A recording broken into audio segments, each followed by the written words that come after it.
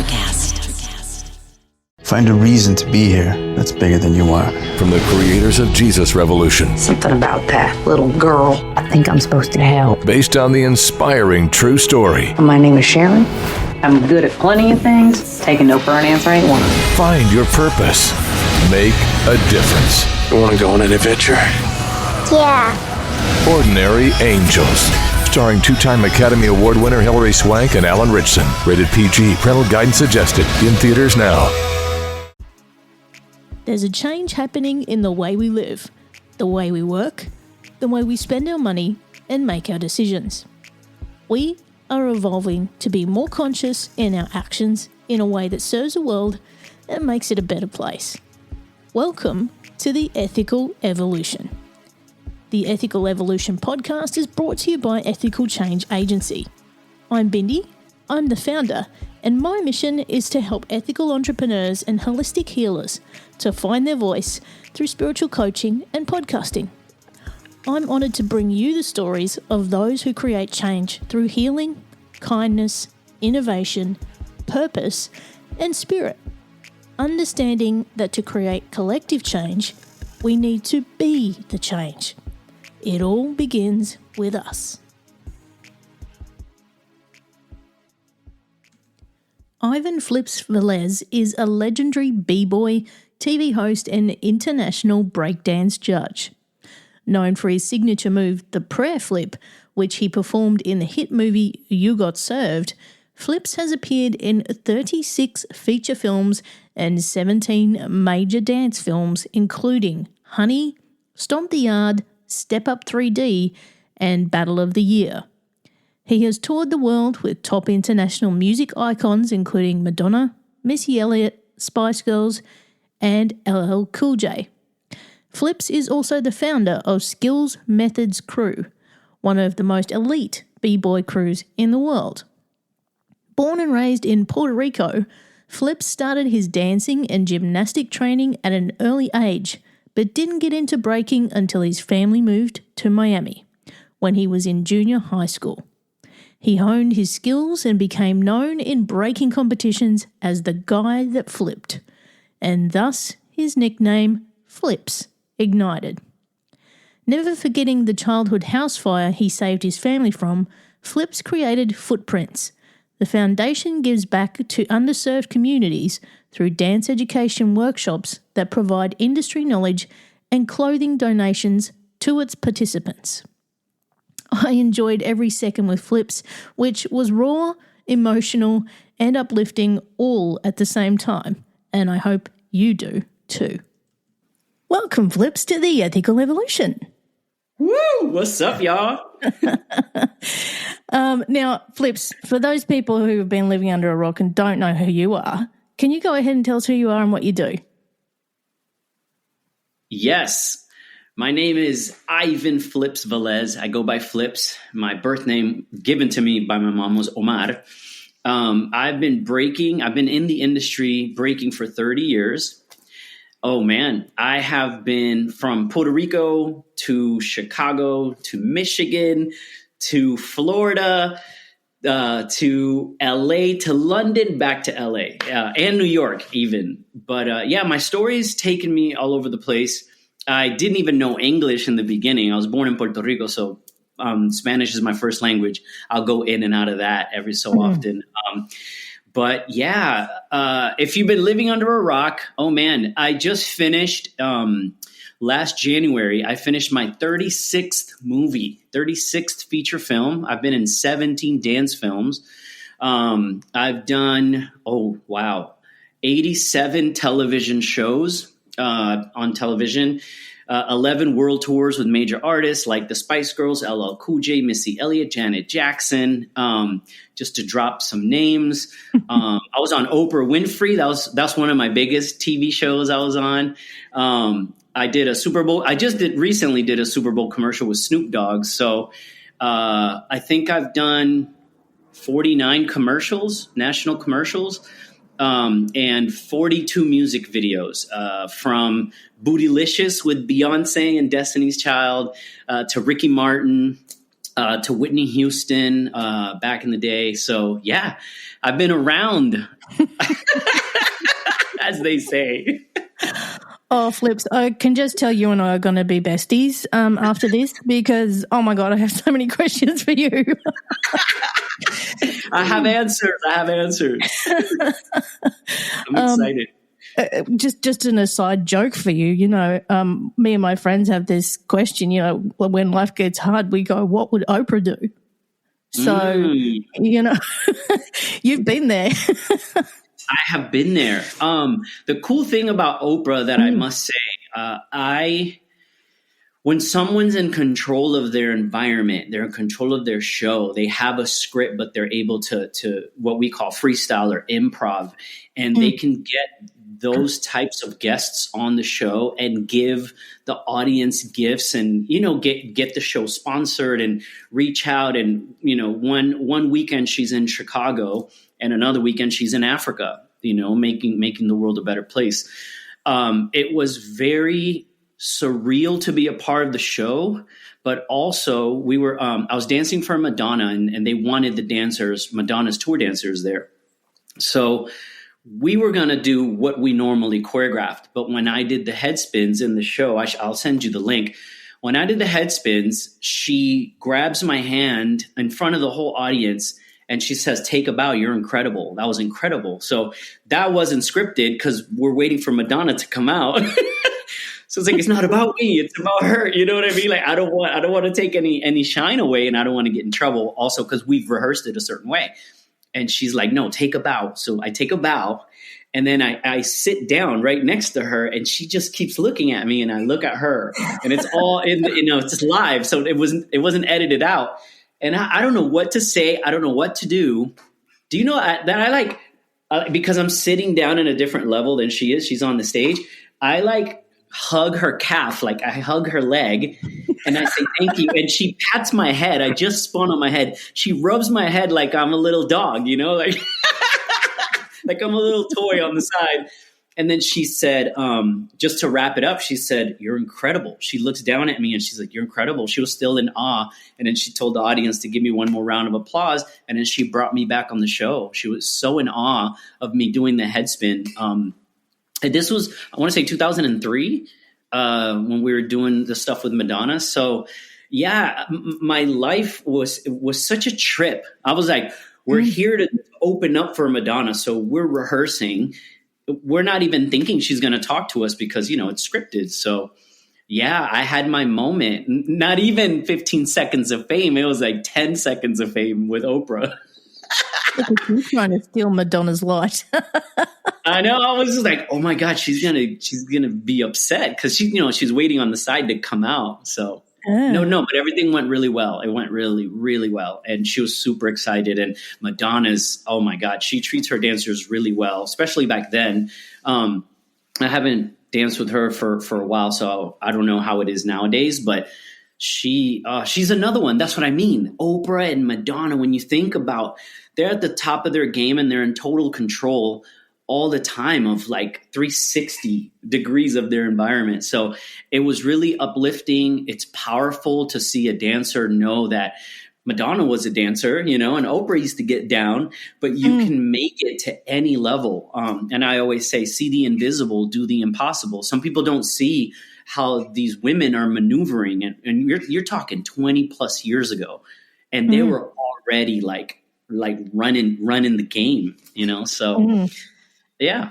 And Madonna was always a visionary, wasn't she? Like, back in the day, like that when Vogue came out, that was just like, it was life changing for culture. What I love too about Madonna as well is okay. So nowadays you have the internet. Before the internet, she would watch TV. She would read every newspaper, and she would stay, like they say, with her finger on top of the pulse, whether it's the streets or whether it's stocks and bonds, or, when she was with Guy Ritchie, like movies, commercials, like where are the trends? Where's the fashion going? And that that's why she was a visionary. That's why you stay on top. You're constantly, like I say, like you're either in control or you're in the know of everything around you. You're able to tap in and tune in very quickly to what frequencies, like as the radio's changing and the world is changing, you're able to tap in. So, Madonna was definitely from yesterday's rehearsal to like tomorrow's show, she would change something if she had a vision or if she got inspiration or, and that takes guts. I mean, it takes guts to do that because you're so used to being like, no, the show works this way. And I want to sing the song this way. She'll change the songs in the set list and you got to remember the choreo and then you got to switch it to another part of the show. It's like calling an audible, but in a really cool way. Madonna's awesome, man. These women are awesome. I mean, they run the world. It's crazy that Beyonce just came out with that song now. Yeah, right. Now, enough about Madonna and Oprah. We're here to talk about you. Now, for those people who are listening and are not as hip with the culture as myself, Flipz, and they don't know what breaking is, if we think back to the old school, like back in the 80s, remember those DMC film clips with, they had the piece of cardboard out and they're doing the break dancing and all that kind of stuff? That's what we're talking about here, aren't we? We're talking about these basically break dancing, right? Yes, it's called breaking. Most people know it as breakdancing. And then the people that do it, like myself, are called B-boys and B-girls. So if you're a boy, right, you're called a B-boy. The B stands for break. You're a break boy. And same for the B-girl. You're a break girl. B-boying and B-girling, breaking, came from they would only dance when the record had the break. So it wasn't really lyrical. It was more like the breakdown of the record, right? And they would pull out the vocals and they're able to loop it. So if you had a 60-second solo, which would be like 1/3 of a song, that would be kind of long. So what they would do, they would keep looping the breaks. So each DJ had 2 vinyl records and they would mark them with either chalk or crayon. And they would have these like pizza pie slices on their records so they know exactly where to turn it to. So yeah, breaking has been around since early 70s. It was what we call it was seen by the masses, and it hit pop culture in the 80s with movies like Beat Street, Flashdance, Breakin', Electric Boogaloo. Yeah, it was. I mean, once the world saw what was going on in the underground, it was happening in clubs. It was happening in basements. It was definitely happening down there, like in the underground and in New York, which is really underground, all those underground spots. And the cool part about it to me is I didn't know about the origins of breaking until I really got into breaking. So I watched a movie called Beat Street that my parents rented from Blockbuster. I think we still probably owed late fees on it because I kept it for way too long. Yeah, so they're like 99 cents a day. And I'm like, I have to learn all the moves, though. We can't return it till I learn all the moves. But when I saw it, think about it, it was already 10 years in the making. It had already been happening in New York for 10 years.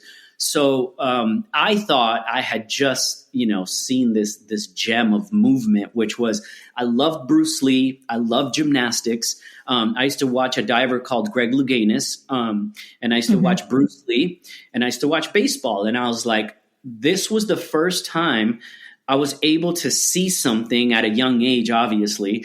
And I want to do that. That embodies and encompasses everything I've wanted to do in sports in one dance form. That's crazy. They're like gymnasts, but then they also do battle moves like martial arts. They get to defy their own laws of gravity. So I really took to it. I feel like I fell in love with it, and it fell in love with me early on. And I can admit to that because I wasn't even focused on dating girls at the time. It was only breaking and getting good really fast because we were put to do a talent show in high school. And if you know about like you got to be cool in school, we could not do a bad job or we'll be the laughing stock of our high school, right? As you graduate, you got to go out with a bang. So we were like, no, we'll do the talent show.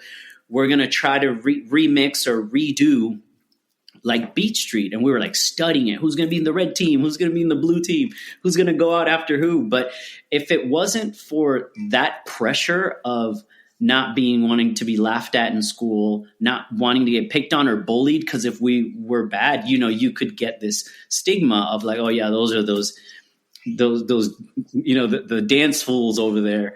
And then when we dove into the culture, that's when we grew as dancers, as people, just to know that, how can I say it, in Europe, to know when you find out in Europe, they're doing the same thing. They don't even speak English, in Japan, they're doing the same thing.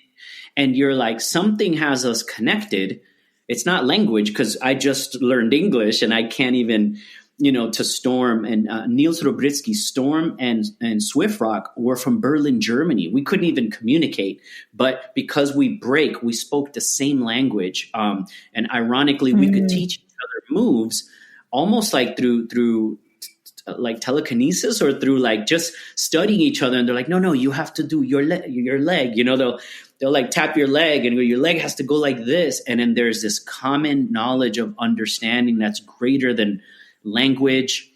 It's greater than music. It's like, oh my God, we just connected halfway across the globe in a way where no one, and my dad was very skeptical. Like, you're not going to hop on a plane and I went to Seoul, South Korea, and Edinburgh, Scotland were like my first stops. At 17 years old, my dad is like, you're not no. And then we had to go get a passport, and he saw my offer. Like, I was getting paid to do it straight out of high school. It was really bizarre. I mean, my story, if we might not have time for the whole thing, but it's pretty nuts to be like, I really fell in love with this. I did it every single day. I put everything aside to do it. And then I had an ultimatum with my dad. He worked at the VA hospital, the Veterans Association Hospital. And he was like, you're going to start by transporting cancer patients, at the Moffitt Cancer Center during summer, because he wanted me to, he was already looking out for me to end up in the medical field. He was a registered nurse at the time. And before that, he was a paramedic. And when I tell you that I'm like, no, I think I want to dance, he's like, wait, what? You're going to what? No, you're going to go to school. You're going to go to college. You're going to do stuff. And for me, I was like, I'm already cool. I'm already making money. My name is around in the neighborhood as one of the champions. So it was like, how do I tell my dad that? And I was like, almost like an in the closet breakdancer. I was like, I couldn't really tell him I'm really good at this and this is what I'm going to do, because I wasn't sure if that would put food on the table. I know that getting a job with him at the hospital definitely would, but then that's 30 years of my life already planned out. And I just wanted to plan the next 3 months or the next 3 years of my life, not the next 30, And he believed in me. We took a pact that summer, and I got a contract for Universal Studios in Florida, and he couldn't believe it. So he got his friend who was a lawyer to look at the contract, like an attorney. And he was like, no, this is legit. They have like a dance stunt show going on at Islands of Adventure that they're opening up. And they want your son as a participant, like as talent. And my dad is like, so are you going? I go, yeah, I'll be close. It's Orlando, it's still Florida. But it was tough to leave the house, like as a teenager to leave the house just to try to pursue your dream when your parents are kind of thinking, not that they didn't think it was going to work out. They just were in doubt. What if it doesn't work out? Or what if he gets hurt? Or, there was doubt. There wasn't doubt that I would make it or not. They saw that I was good. Oh, there was a jam. There was a breakdancing competition that I snuck out to. Oh man. And we got a flat tire. We took my dad's car and we got a flat tire. And they wanted to see this world that we bragged about, that we were like little mini celebrities in. And it's the club scene, people are smoking smoking and drinking and trying to party and have a good time. And we show up and we're the dancers. We're not drinking. We're not smoking. We're not hooking up with girls. So we're very much the misfits, but we show up like hip hop. We showed up shell toes, almost like rappers. We look like rappers, hats to the side, like we were cool. So my parents were like, we're going to go to this so-called hip hop world you guys live in. And, because they did not trust it at all. You guys come home from the club smelling like smoke. And sometimes, to be super honest, if somebody spilled beer or like somebody took a shot and they spilled some of it on the ground, we're unfortunately the ones dancing on it. So we smell like a club. When we get home, it's like we smell gross, even if we didn't touch it, But that one time I won $500, right? I won the breakdancing competition. In the envelope was like $100 bills, but God knows where they came from. So my dad was like, "Where'd you get this?" I was like, I won first place. And it was like raggedy money. It looked like it was, I don't know where it came from. It was just like brittle bills and just like, oh my God, you guys did not get this at the bank. But he kind of started to see, like, there's something here. We don't understand it really, but we're going to go check it out because our son is like engulfed in this world. And they went and I won. And man, it was like the coolest thing to be like, see, I told you so. It's cool, right? But then my dad, coming from the streets, he knew there was like shady characters, maybe like the people that ran the club or, like the bar in the back was VIP and people were acting up. So my dad was just giving me like the rundown of like, hey, I know this is like a street culture, but just be careful. There's some really funny characters in these clubs. So don't really like, if the jam is at the club and you got to go and win and then leave. But also he was noticing that where the money was coming from, that could also be attached to something negative. So if I'm given $500 in cash and somebody sees that, the moment I walk out alone to my car, I could get mugged. Like those types of things, my dad really put me on game with stuff like that. So it was great. It was great to have my parents see, you see, I'm good, right? I'm good. Like, I'm winning. Maybe there's something here. So my dad was able to kind of like, we made ourselves that promise. If you go and, it doesn't work out for you. And we hopped in a U-Haul and they helped me move to Orlando. And man, my dreams just started taking off. And that guy was there. The guy that offered me the job at Universal as a professional performer was at the competition and saw that I had won. So he had bragging rights that he has the best break dancer in town. Like, I got the best b-boy in town, man. This guy beat everybody, He could do head spins forever. Like that was like my gag, And yeah, my name was Flipz. So every time I would come out, I would try to present like almost like Michael Jackson. I wanted to come out with a new move every time. Or like my moonwalk, my moonwalk was the head spin, like my move to defy gravity and whatnot. So yeah, it really took a life of its own. And like you said in the beginning, how you like to go with the flow, I felt something happening larger than me, but I was able to be a part of it, if that makes sense. I was like a vessel in a way. I was given raw talent really early. I could pick things up really quickly. And I know how to entertain rather than like dance and battle against someone. I knew how to entertain to get the crowd on my side and gain enough points to get the judges on my side, and then get in your head enough to get you to, kind of like let me beat you in a way. And it sparked like a really great career for me. And I'm celebrating 30 years now doing it. I love it. In a nutshell, that's my life. Incredible. Like, it sounds like there should be a movie about you. There's probably one in production if we know anything. But I think, it's just incredible how far you've come in your career already. But, when you were younger, tell us about the house fire. Oh, yeah. Okay. So we were coming from Puerto Rico, And we knew our life was changing. My dad accepted a job. He took a transfer, but it was like a career transfer. It was like a long time deal because you're leaving Puerto Rico to go sign up at the VA. What ended up happening, and if I do have newspaper clippings, but they don't have all the details. The details in specific were given to my mom. So in Florida, when it's really humid in Florida. When it gets really cold and people put their heaters on in the house, there's condensation, almost like the house starts to sweat. So internally, inside the walls, which is sheetrock, once that gets a little bit wet or damp, it can it's not as protective as it's supposed to be. It gets like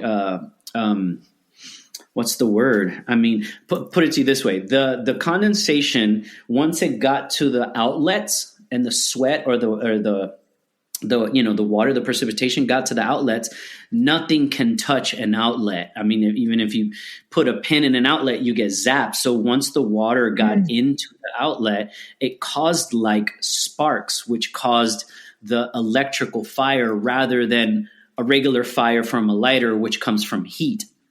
Right. So when I woke up and I looked, I couldn't breathe, first of all.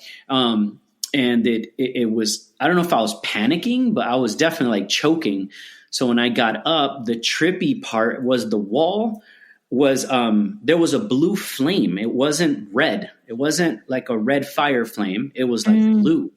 Life is hard, but finding a really great podcast makes the days go by so much easier. Hi, my name is Blue Telusma. I'm a writer, an emotional intelligence coach, and the host of Humanize with Blue Telusma, a podcast where we believe that when you humanize everyone in the room, a great conversation is almost guaranteed. Join us every week here on Electricast as me and my guest co-hosts unpack big topics and interview even bigger personalities with a sense of humor and a dash of mischief. If you're looking for a new best friend in your head, we've got you covered.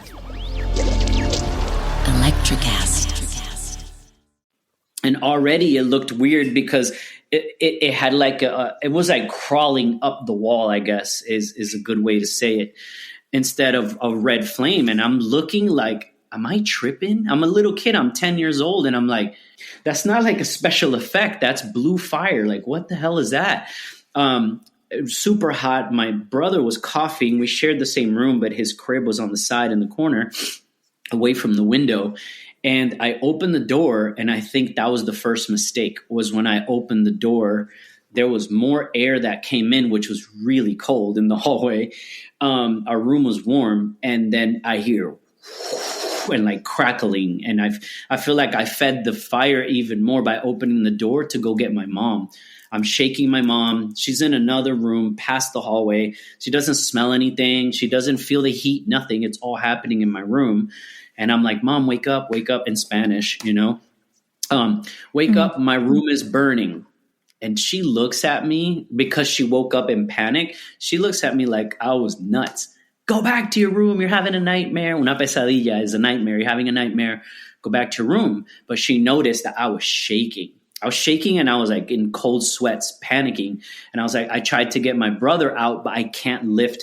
The crib had a child-proof lock from underneath, a lever you had to push, then push up. I didn't know that because I never put my brother in the bed, and I'm super short. So I was like, we have to get Pito out of the bed. And she got up, panicked. She has a bata on, which is like a really long shirt, almost like a nightgown. And she walks, and then she smells the fire, and then she sees it when she goes into my room, and she panics.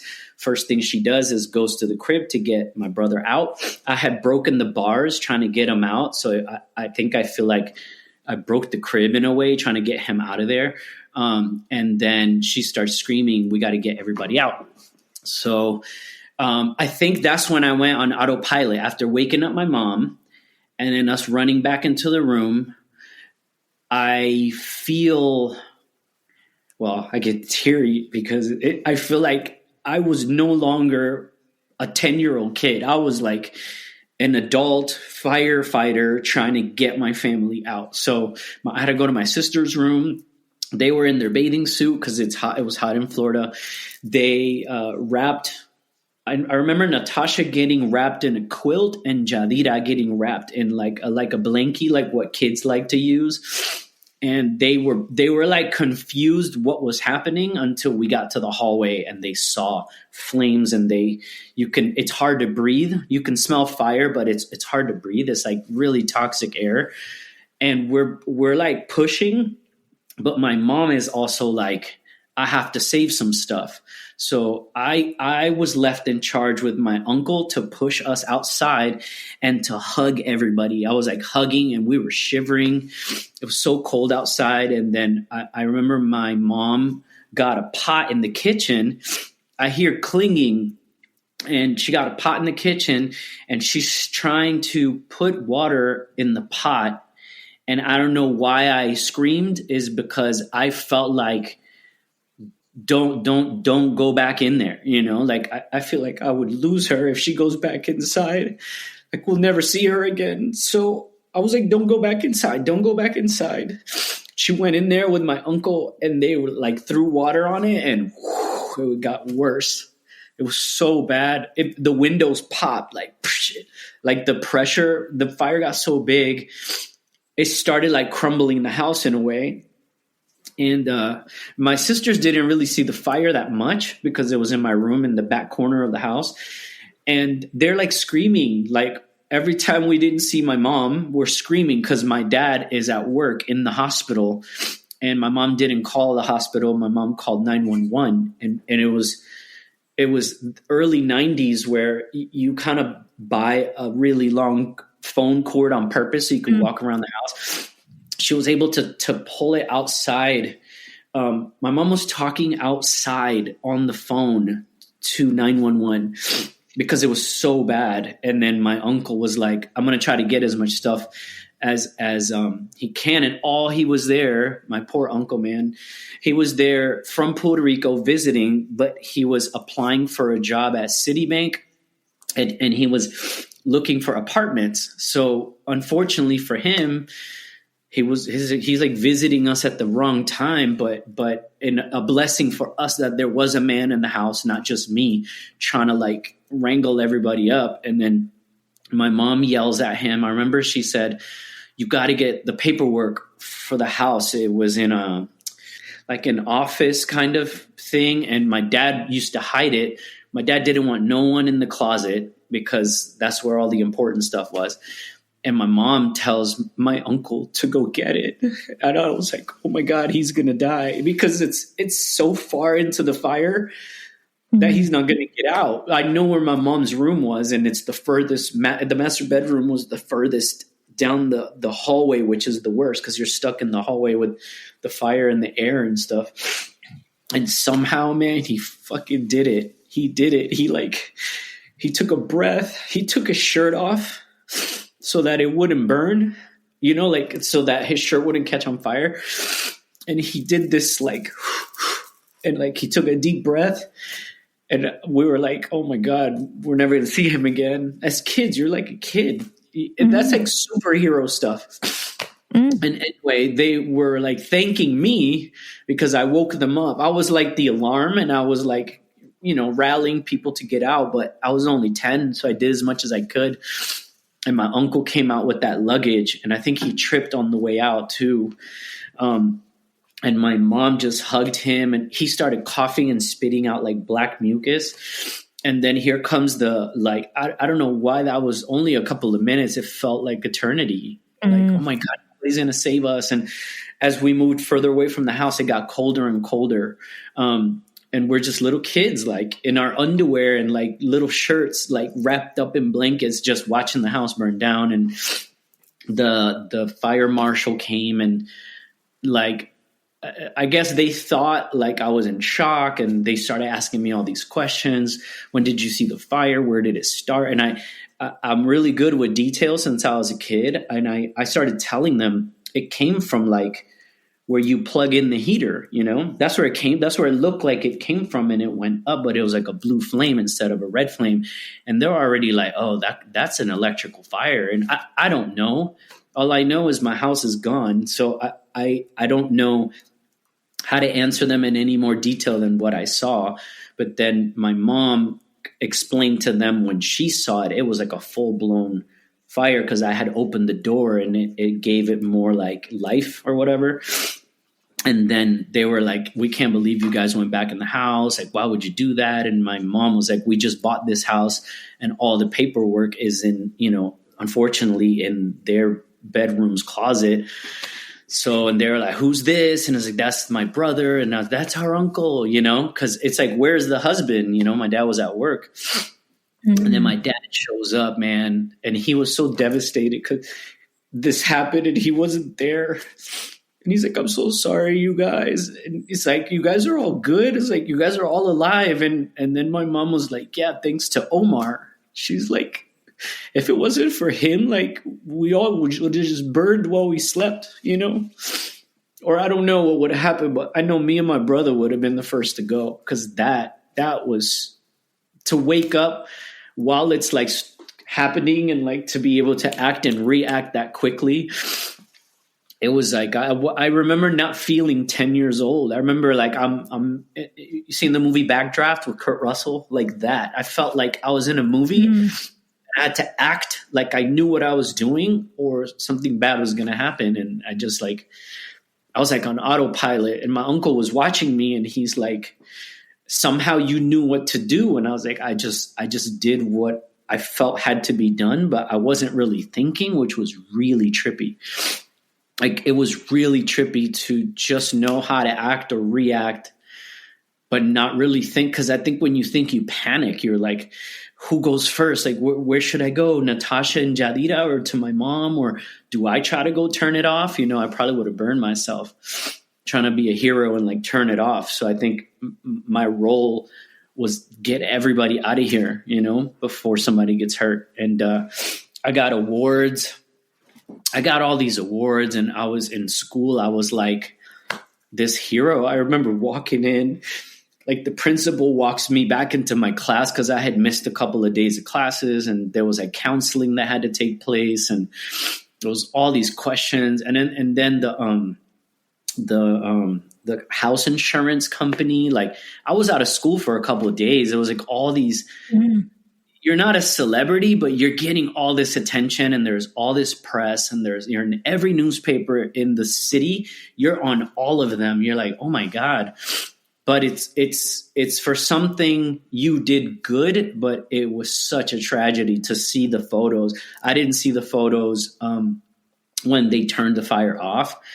And there was like a photographer went there and like took photos. And I remember what used to be there. I remember where my Nintendo was. And it's just all melted ash. Like, oh my God. I remember where my bed was. All you see is the springs. The springs was the only thing that survived because it was metal. Everything was gone. The windows had shattered. So there was no windows. And then the front of the house had bricks. So there's a facade of a house, and then you walk through and then you start to see that pieces of the house is gone because it was exposed to the air because it burned through it, And I didn't see that because we left and the house was still intact. So to see those photos, I just started crying. Like, all our stuff is gone. Everything's gone. Like, what the hell? Like, what do we do now? You don't think of sponsors. You don't think of people that feel sorry for you that are going to donate. You just think you have nothing, like nothing. What you have on is all that you have and how long will it last? And then that's how I started my thing called Footprints was to leave your mark is like now I'm so blessed to do all these jobs. Like just the jobs I named off, the clothes and the shoes, the accessories, the gifts that you get, the swag bags, from Oprah to Madonna to the Spice Girls to Janet Jackson, they give you all this stuff. First of all, you don't have a big enough place to keep it all. And there are kids that, they dream of dancing good and then dancing good enough to make a living out of it. So I go to the kids with these stories like behind me, I have, look, my poster from the movie Honey, and I have a radio and I have my shell toes that I used in the movie. And what I do is I collect that stuff and I give it away to kids. I've gone to Madagascar. I've gone to Chile. After the earthquake, I've gone to, I raised money for Japan after their tsunami. And what I do is I take all these gifts from tours and commercials and movies and I give it away, but I give it away with the story. And then people start to remember like, oh my God, you wore that jacket in this film. And I go, yeah, it's yours now, you know? And it somehow gives them hope that they can do it too. Cause now they have Flipz's jacket from the movie Honey or Flipz's headspin hat from You Got Served. And it really, it's almost like, you remember the red slippers from The Wizard of Oz? Like they became magical and she could click 3 times and she can like travel back home. And there's something about the Hollywood, I guess the Hollywood mentality or the imagination that Hollywood gives you that you can think that way. You can go to Madagascar or we went to Johannesburg and Cape Town in Africa, and the kids did not have shoes. They were breaking on the dirt, no linoleum, no padded floor, no wood, no cardboard, nothing. Just like nice. It was like you could tell that the dirt had been pounded on a lot to where it creates like a surface of its own, and barefoot. Like if anything, sandals. And I'm like, oh my God. But I'm thinking not naively, but I'm thinking if they do the moves I do with no shoes, they're going to hurt themselves. Their heel, the ball of their foot, you know, their toes are exposed. So if you're doing windmills and you just happen to clip your foot, that's painful with shoes on and socks on, you know? So imagine them barefoot. So what I did was I went to, I've been doing footprints for a very long time, very, very long time. And I went to the dancers and I said, hey, listen, I might sound crazy, but I do this thing called footprints. Do you guys have anything you want to give away? And a couple of them are skeptical, like, was I trying to get free stuff? And I was like, why would I need your shoes? First of all, I'm a size 7. You're a 10.5. I could never use your shoes. I would never want to use your socks or your underwear. No thanks. But sometimes dancers have, you know, gear that like a hoodie, you don't really use it unless it's cold. Or you take a couple hats. Which one do you use the least? Or which one do you like the least? And I asked the teacher, the elementary teacher, is it cool if we came as a group?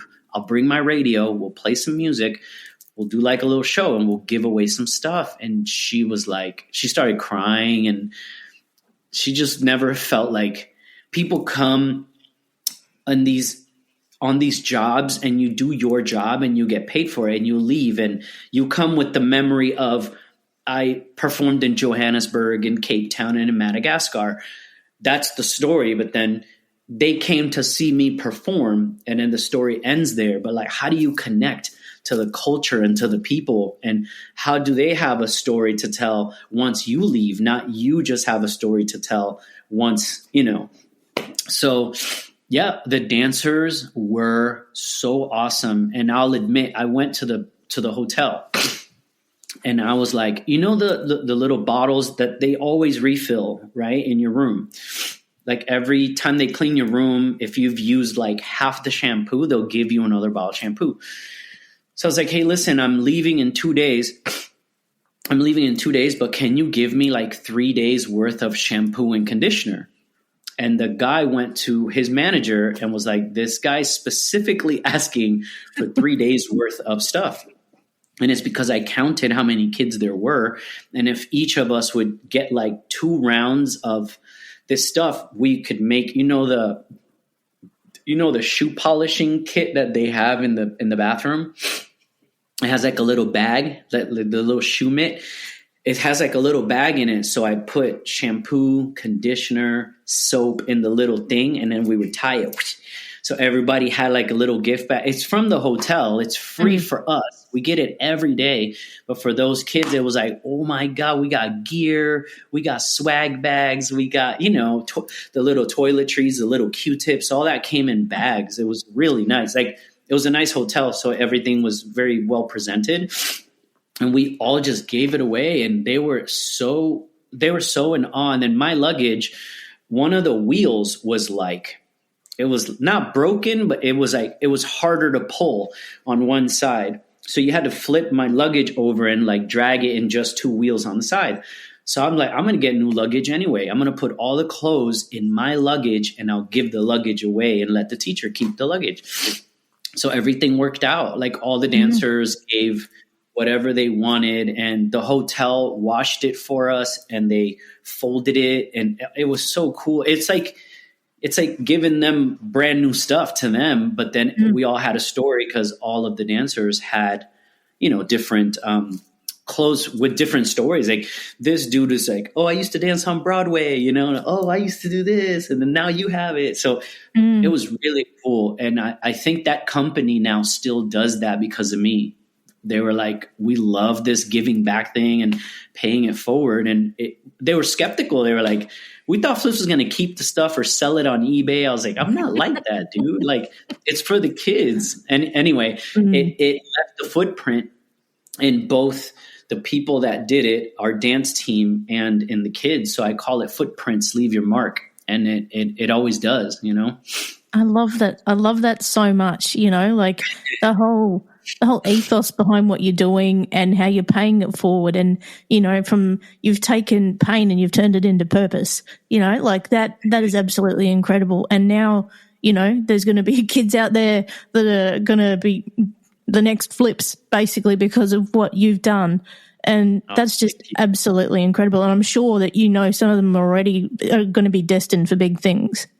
Yeah. There was a kid that I met, I want to say he was either 7 or 8 years old. His name is Sonny.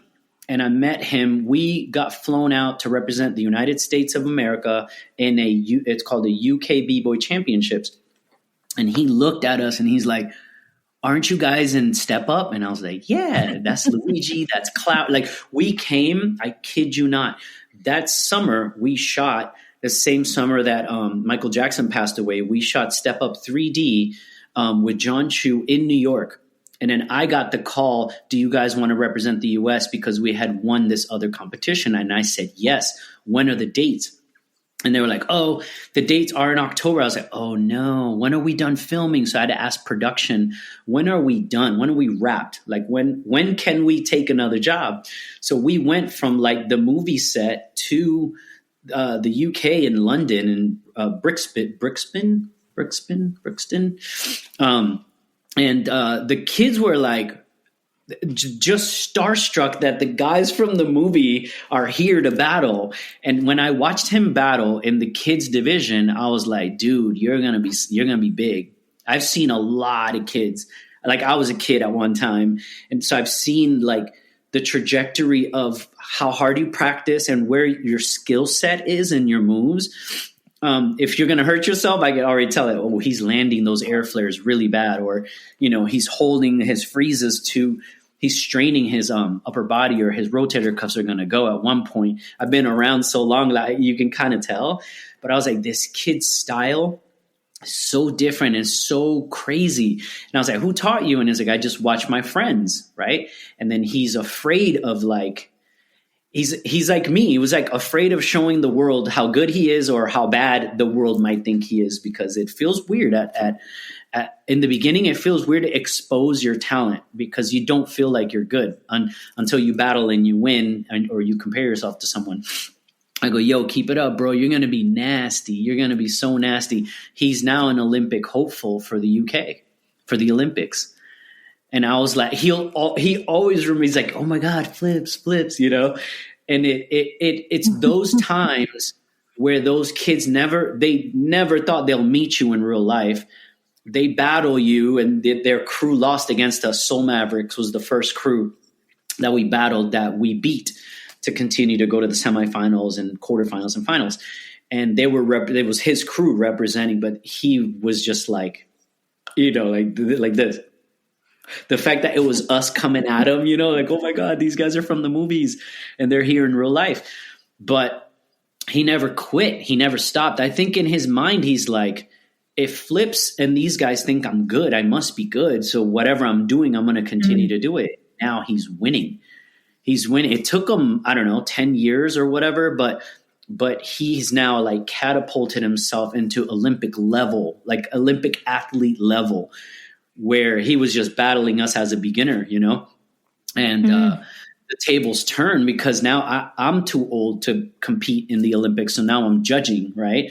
So now I'm judging a kid that couldn't beat me in my prime, but I couldn't even match him right now. I'm like, oh my God, you got so good, dude. You're like next level, you know? And it's very humbling for me. I'm sure for him, it's like, wow, I didn't really know I would get this good. I go back and look at the UK champs battle when we beat your team first round.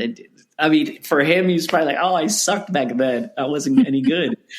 But I was like, I saw something in him that he's able to do like high level, high risk moves with very, very little to no mistakes.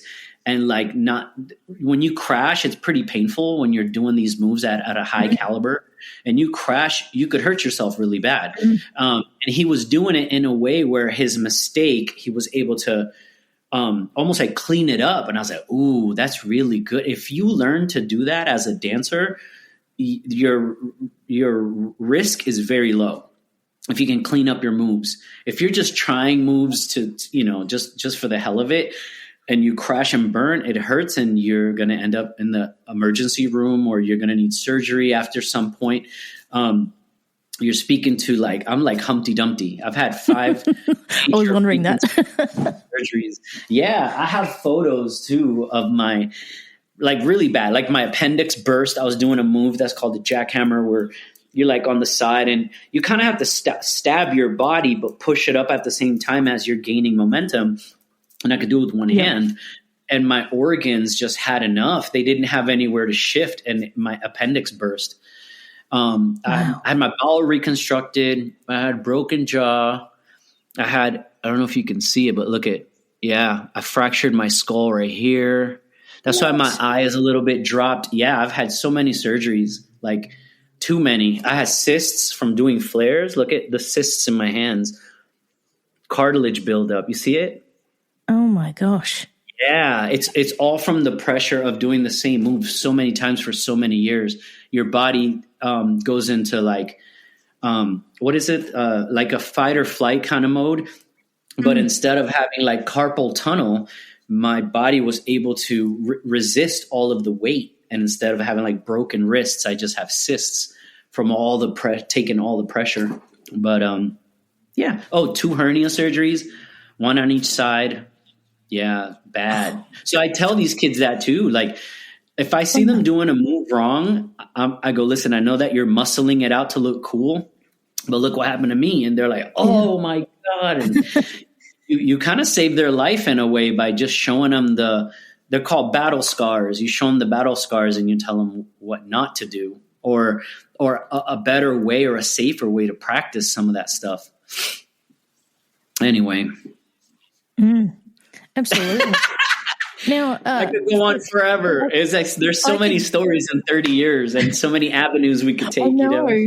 I know. And I could talk to you all day and I reckon one day we will. But look, if people want to find out more about you and actually find out where to get in touch with you and learn more about what you've done and also what you've got coming up, where can they go? Where can they go? I would say Instagram. I'm really good on Instagram. I find it easy and fun. On Instagram, I'm Ivan Flipz Velez. That's IVAN FLIPZ VELEZ. And I try to have that same handle across everything. So when it was Twitter, now it's called X, but on Twitter, I'm the same, Ivan Flipz Velez. On Facebook, I'm the same, Ivan Flipz Velez. On TikTok, I'm the same, Ivan Flipz Velez. And what I do is if I post something on Instagram or on any of those platforms, I just do the same post in all of them so that it's kind of, I don't try to change it up too much because I don't have that much time on my hands. But none of us do. like if I'll do like a head spin in a video and I post the video, I'll post it on all the platforms. And I have like different, I don't know why, but yeah, you tend to have a different following on different platforms. That's right. I have like a bit of a older crowd, or like my graduate class is more on Facebook, where more of the kids that I teach are on Instagram. And then a lot of people from overseas are on TikTok. It's so trippy. But if you don't post, then, they feel like you're forgetting about them. So I try to post on all those platforms and try to keep up, let everybody stay inspired, And like I say, see the invisible, do the impossible. Exactly right. Now, Flipz, I've got the last big question for you. Yeah. What's the change you'd like to see in the world, and how can we bring it to life? Oh, the change that I'd like to see? It has to do with footprints. We have a saying in breaking called each one, teach one. That's your responsibility, right? So if you take on the role of a B-boy and you take upon the culture of hip hop, which is $1 trillion industry, you have to teach someone else who is wanting to be on that same road, on that same path. You have to teach them and give them all of the knowledge, whether that's the same book you read, whether that's the same movie you watched, whether it's the same jacket you wore to win your battle, and you felt like it made a change in your life. You have to fulfill like that scripture, and it's called each one, teach one.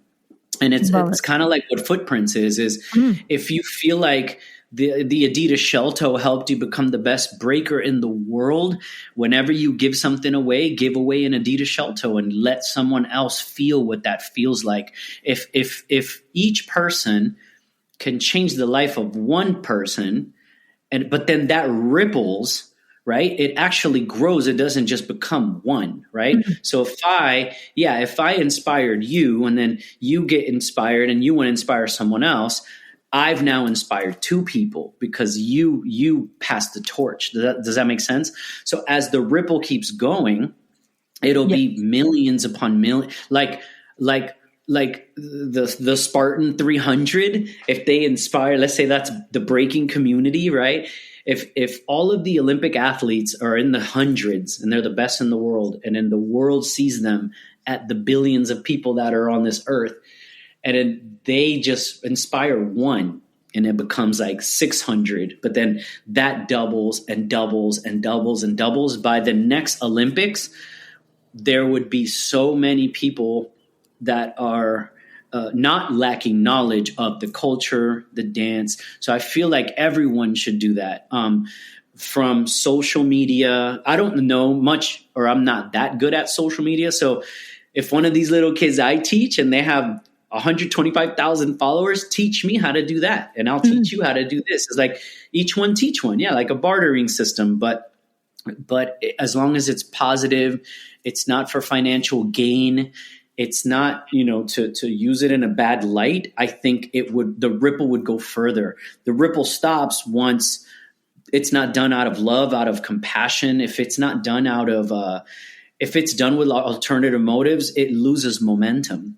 Just like hip hop did, when it was like, it used to be peace, unity, love, and having fun. It used to be B-boys, B-girls, graffiti artists, DJs. It used to be all the elements of hip hop were raised together and started together. And now there's like rap, graffiti is illegal, right? DJs are using Serato, like stuff like that, where you see now that it's used for financial gain or for negativity, or it's seen in a bad light, and then it's not. But now breaking is going to the Olympics. Now, maybe rappers now want to rap for the Olympics, or they're going to do videos. So we should always lift each other up. Just because breaking is going to the Olympics doesn't mean that 50 Cent couldn't do a video on B-boys and B-girls and take it back to the old school. You know what I mean? Everyone should be elevating at the same time. If we're tapped into the same frequency and we're all listening to the same thing and it's inspiring us at the same time, we just have to do our part to continue to uplift that. So I think that breaking now, it's getting such a good, and it's been 40 years since breaking got good press. since Beach Street. And, they did the Olympics in 84. Lionel Richie closed the Olympics with All Night Long and used a bunch of breakers. But then the negative stuff started coming out where some of the breakers were in gangs and some of the battles ended up in physical altercations. And you're like, oh no, the moment that started happening, right? Oh, breaking is gang related. It dies out. It's like that negativity or the lack of love and compassion. Some people don't understand it. Breakers were getting arrested in malls. They would have a music store like Virgin Records at the mall. They're playing a hip hop song like KRS-One, right? And people are breaking. Like that's what happens. Yeah. Breaking is the physical form, right? The physical adaptation of the lyrics, of the music. It's dancing. It's not gang related. Nobody's fighting. Nobody's bleeding. It's just one team against another having a conversation as to who's best, who's got better moves, or who studied longer, or who's the master over the student. And it's misunderstood, and they call the cops, and the cops show up with guns, and you're like, what is happening? These kids are just breaking. They're just dancing in the mall. So misunderstanding and lack of knowledge is just as bad as ignorance. It's just as bad because it causes everything people have worked for to just die out. And then it becomes this uphill battle to be like, what's going to happen with breaking 40 years later? Now it's at the Olympics. So it's up to us to keep that flame and that torch alive in a positive way. So yeah, each one teach one. And footprints, you want your footprint to be left. And you want people to see your footprint, and also you want to leave your mark. So yeah, be like the best version of yourself, the best, not don't go showing up like you're already the best, because there is no best. And there's no one to really battle but yourself. Because in real life, if you watch somebody battle, and you analyze all of their moves, and you get all of their data. How old are they? How long can they go? Blah, blah, blah, blah, blah, blah, blah. You study them, right? All you're going to do is go to the lab, what we call the lab, or go train to beat this person who you thought was the best. But then now someone already got better than that person. By the time you show up to the jam to beat that person, there's this person from Berlin, Germany that's better than them that you didn't see. So there is no best. The best is the best version of yourself. And that's all that you can battle. You're going to battle with that person every day, like Michael Jackson's Man in the Mirror. Like, look at yourself in the mirror. Can you be a better person today? Can you help today? Is there something you can do to make the world a better place? And the truth is, we all can. We just have to do it. We just have to do it. It's hard to wake up every day like, I'm going to save the world. Just do your part. Well, that's it. We've all just got to do our bit, don't we? And, I think conversations like this are really important because it helps change the perception, I guess, of what this dancing's all about and what it can actually do. Look at the career that you're having because of this and what other kids are going to, do in their future. It is, and, perception is a wonderful thing. So I think, yes, this is why we needed to speak to you today, Flipz, and I can't thank you enough for being a part of the Ethical Evolution. Oh, thank you so much. Thank you. Thanks for listening to the Ethical Evolution podcast. If you're ready to be the change and would love to work with me on finding your voice through spiritual coaching or creating your own podcast with impact, visit ethicalchangeagency.com. If you're enjoying the show, please subscribe to the YouTube channel. It's growing every day with great content and highlights you may not have heard on the podcast. In addition, please subscribe to the podcast on Spotify or Apple, and why not leave a 5-star review? If you're not following me on social media, you can find me at Ethical Change Agency on Instagram, LinkedIn, Facebook and YouTube, and at DJ Bindi on TikTok and Instagram. If you're interested in diving deeper into the ethical evolution with me, I've created a membership program that allows me to bring you more in-depth exclusive content without relying on paid ads. My goal is to deliver members way more value than the cost of the subscription. Benefits include Ask Me Anything episodes. I've interviewed hundreds of people from around the world, so imagine what you could ask. Access exclusive bonus content only for members that focuses on the downloads I get through my conversations that include actionable tips. Support Ethical Change Agency and the Ethical Evolution podcast on its mission to amplify change makers who make the world a better place. Access to global connections who can help you make greater impact in the world.